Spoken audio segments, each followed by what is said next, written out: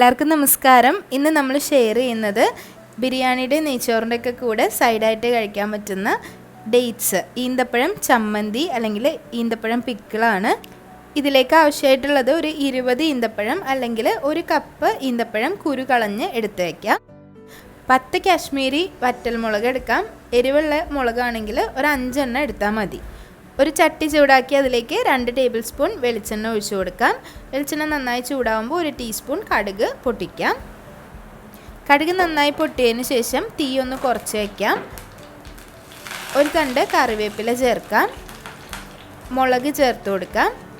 ആവശ്യത്തിനുള്ള ഉപ്പ് ചേർക്കാം. 1/2 ടീസ്പൂൺ മുളക് പൊടിയും 1/4 ടീസ്പൂൺ മഞ്ഞൾപ്പൊടിയും ചേർക്കാം. കുരു കളഞ്ഞ് കീറി വെച്ച ഈന്തപ്പഴം ഇതിലേക്ക് ചേർത്ത് കൊടുക്കാം. കൂടെ തന്നെ ഒരു നെല്ലിക്ക വലിപ്പത്തിലുള്ള പുളി ചേർത്ത് കൊടുക്കാം. വാളംപുളിയാണ് ചേർത്ത് കൊടുക്കേണ്ടത്. നല്ലതുപോലെ ഒന്ന് മിക്സ് ചെയ്യുക. ചെറിയ തീയിൽ വെച്ച് മിക്സ് ചെയ്യാൻ ശ്രദ്ധിക്കണം. ചേർത്ത് കൊടുത്ത പൊടികൾ കരിഞ്ഞു പോവാതെ ചെറിയ തീയിലൊന്ന് ചൂടാക്കിയെടുക്കണം. ഇനി ഇതിലേക്ക് 2 കപ്പ് വെള്ളം ഒഴിച്ചു കൊടുക്കാം. ആ ഒരു പച്ച സ്മെല്ല് പോയതിന് ശേഷം വേണം വെള്ളം ഒഴിച്ചു കൊടുക്കാൻ.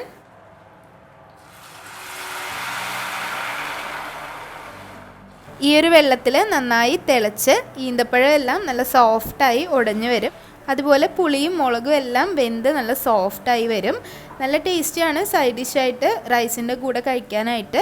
ഈവൻ ഞാനിപ്പോൾ മന്തിയുടെ കൂടെ വരെ ഇങ്ങനെ ഒരു സൈഡ് ഡിഷ് കണ്ടിട്ടുണ്ട്. അപ്പോൾ എല്ലാവരും ട്രൈ ചെയ്ത് നോക്കുക. വളരെ ഈസിയാണ്. ഇതൊന്ന് വറ്റിച്ചെടുത്താൽ മാത്രം മതി. കുറച്ച് ചാറോട് കൂടി വേണമെങ്കിൽ ലാസ്റ്റ് കുറച്ച് വെള്ളം ഒഴിച്ചു കൊടുത്താൽ മതി. ചൂടുവെള്ളമാണ് ഒഴിച്ചു കൊടുക്കേണ്ടത്. അവസാനം നല്ല തിളച്ച വെള്ളം ഒഴിച്ചു കൊടുക്കാം.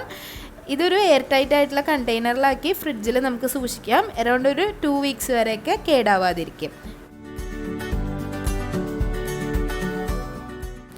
ഉപ്പ് നോക്കിയതിന് ശേഷം ആവശ്യമുണ്ടെങ്കിൽ ഉപ്പ് ചേർത്ത് കൊടുക്കാം.